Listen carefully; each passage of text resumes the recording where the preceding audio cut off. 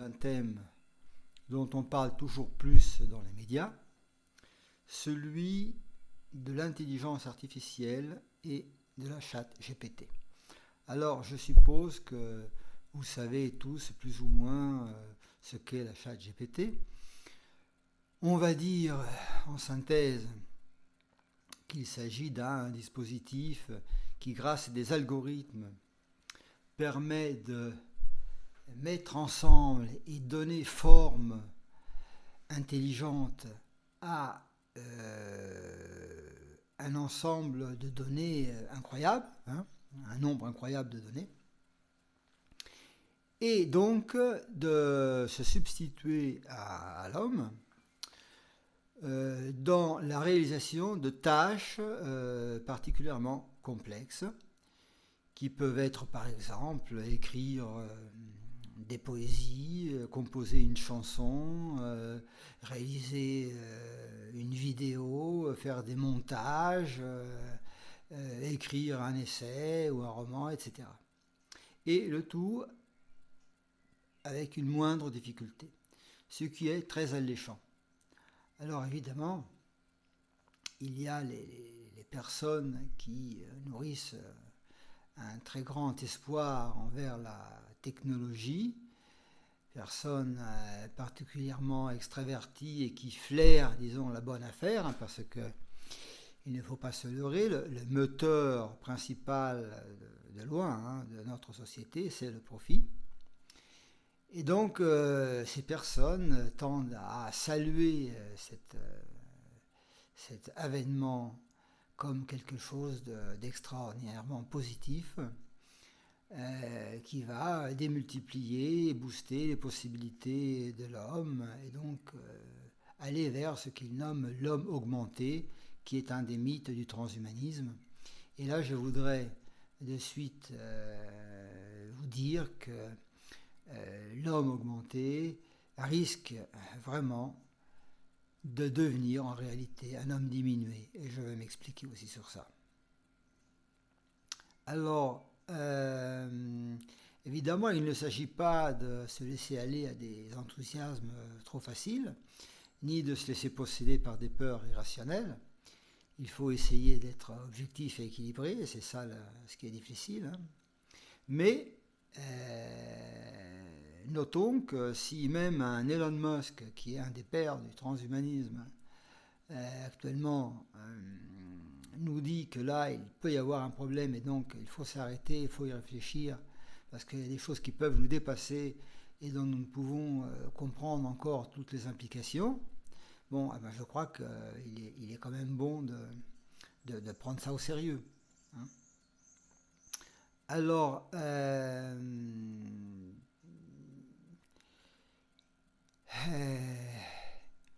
il y a des problèmes qui se posent. Certains commentateurs, auteurs ont déjà attiré l'attention sur le fait que la puissance de calcul des algorithmes de ChatGPT peut, disons,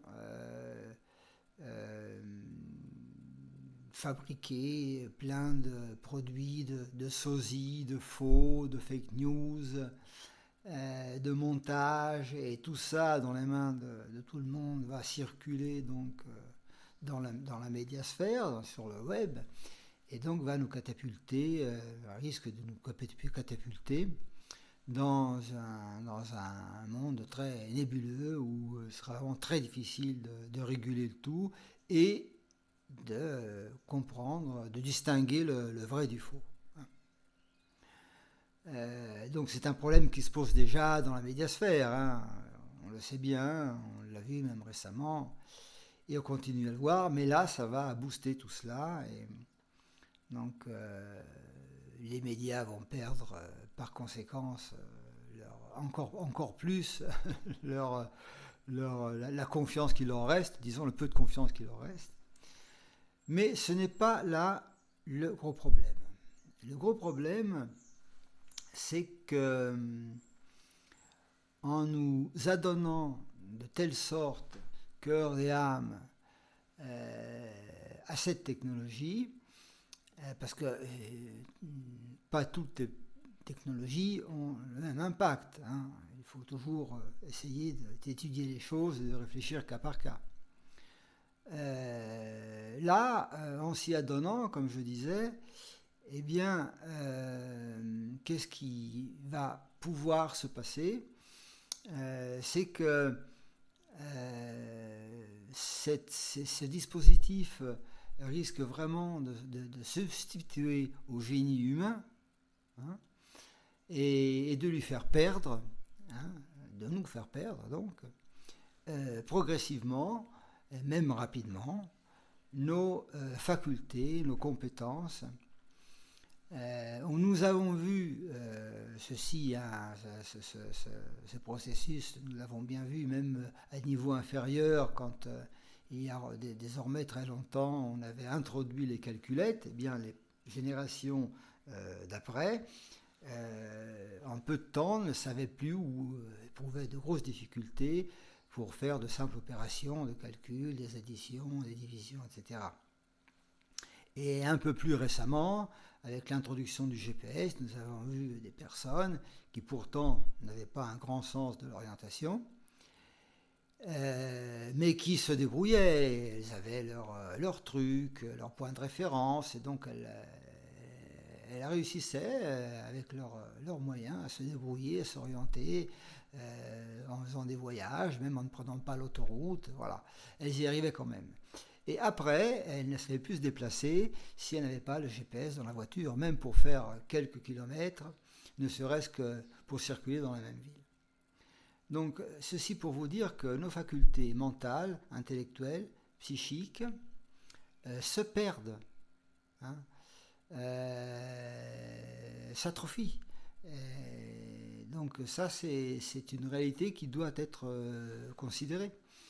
Et de plus, si nous habillons ce discours à le fait que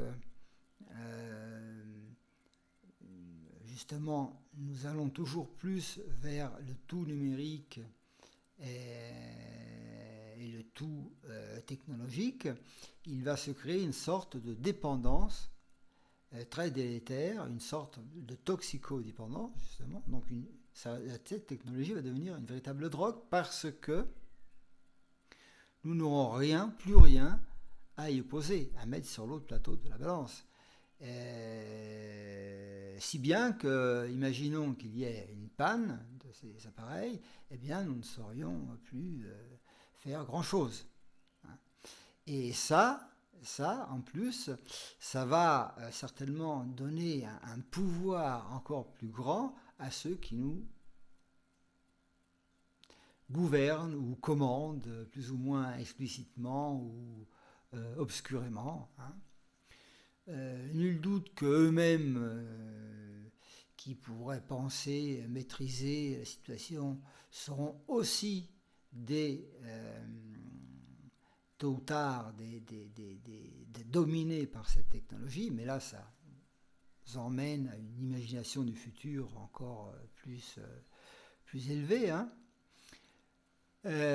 En tout cas, ces personnes deviendront comme des maîtres du monde et sauront nous manipuler un peu comme ils veulent. Et ça c'est très grave parce que si nous perdons nos capacités, ces facultés justement, nous perdons aussi la capacité de nous connecter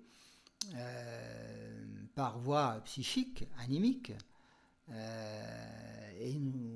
et donc nous perdons aussi la possibilité de continuer à nous relier au monde réel, c'est-à-dire à la nature. De ce point de vue, cet engouement vers le tout numérique et vers disons la connexion à travers le web, à mon sens, dénote c'est une compensation à un manque de connexion par voie animique. Et vouloir aussi tout dominer, et donc substituer la nature, notre relation donc à la nature, à la technologie, avec la technologie, Eh bien, ça, c'est une forme d'obsession, une sorte de névrose obsessionnelle collective qui dénote une grande insécurité et une rigidité du moi qui veut tout maîtriser, tout dominer, et donc qui perd le contact avec le soi. L'instance du moi qui perd le contact avec le soi, lequel soi est aussi relié à la nature, parce que c'est un concept qui rejoint très bien l'idée proposée par un des pères de la science des systèmes complexes, James Lovelock, l'hypothèse Gaïa. Hein. Donc là, Gaïa, la planète, hein, ce qui est plus grand que nous, qui est en nous, mais qui est en même temps à l'extérieur de nous. Hein. C'est tout avec lequel nous sommes et nous devons continuer à être constamment reliés pour ne pas perdre justement cet axe entre le moi et le soi. Alors c'est un discours psychoanimiste assez complexe, assez nouveau. Hein. Je n'invente rien parce que, comme vous le savez, les peuples tribaux, même s'ils n'utilisent pas les mêmes termes, eh bien, connaissent très bien ça pour le vivre quotidiennement. Hein. Donc là, comme je le répète, il ne s'agit pas de se laisser prendre par des peurs irrationnelles, c'est un discours qui ne naît pas d'une peur, mais, comme vous le voyez, de simple raisonnement logique, d'une réflexion, d'un bon sens, et d'une préoccupation authentique. Voilà, alors que faire? Eh bien, ne jamais abandonner l'attitude critique déjà, et d'essayer de ne jamais se laisser dominer par nos instruments. Voilà. Et parce que ça, c'est un instrument qui est en mesure justement de nous dominer. Merci de votre attention. Si ce vidéo vous a plu, je vous invite à cliquer sur le pouce levé, surtout à vous inscrire à cette chaîne, parce que bon, c'est gratuit, hein, et ça nous donne en plus de visibilité sur cet océan du web. Merci et à bientôt.